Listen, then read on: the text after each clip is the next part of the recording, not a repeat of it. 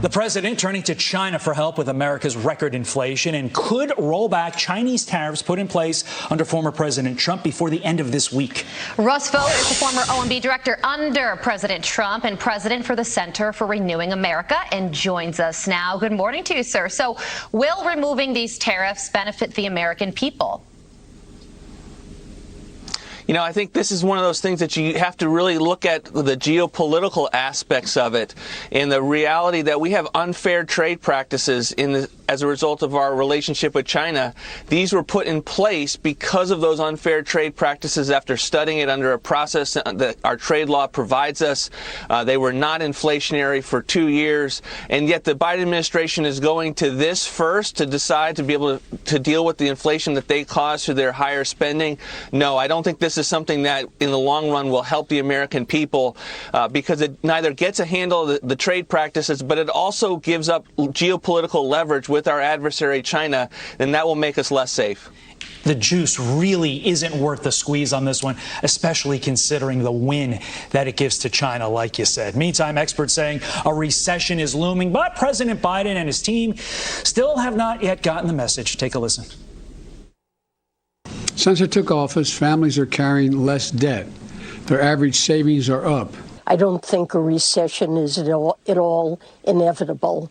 This economy is actually in pretty strong shape. We also have made historic economic progress. This is not what the people on the ground are feeling, sir. How inevitable do you think a recession is? You know, I think we're living in the middle of our second quarter of a recession. I think that's what the data is going to show. So I think that's what the American people are feeling.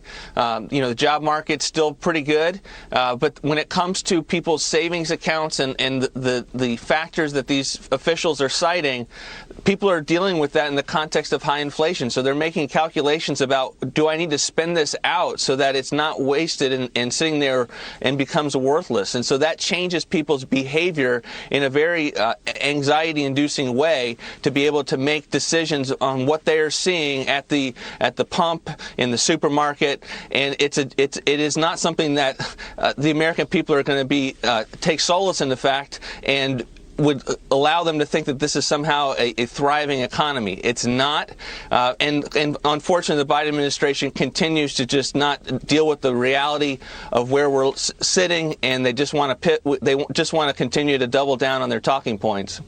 You know, multiple Texas counties, Russ, have declared an invasion at the southern border, and you, for a while now, have been urging state governors to make this very declaration.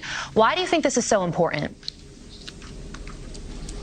Because the Biden administration will not enforce the border, and we have about 2 years left in which they are in office.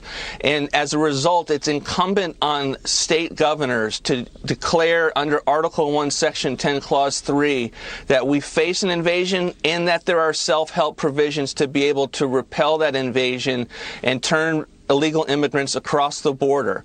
And what we saw yesterday was historic action that local judges, county judges, agreed that this constitutes legally an invasion, but the facts on the ground, and agreed with the Attorney General of Arizona's legal opinion and the concept of the foundational documents that we put out. Now it's incumbent on Governor Abbott to go and do it, to secure the border. And what you saw is that these counties are ready to stand with the governor and enforce the border at a time when the Biden administration won't. Russ, we have about 15 seconds left, but I really want to ask you a quick question. Now that they've declared an invasion, does that mean that they get extra funding? Texas has put forward a lot of resources to be able to ensure that they do everything they can, but it relies on the governor having to declare the invasion. He needs to do that. That's the one thing he hasn't done, and it's incumbent upon him to do it, and it's necessary. All right, so we'll see if he takes that additional step moving forward. Russ Vought, thank you so much for joining us this morning. We so appreciate it. Same here.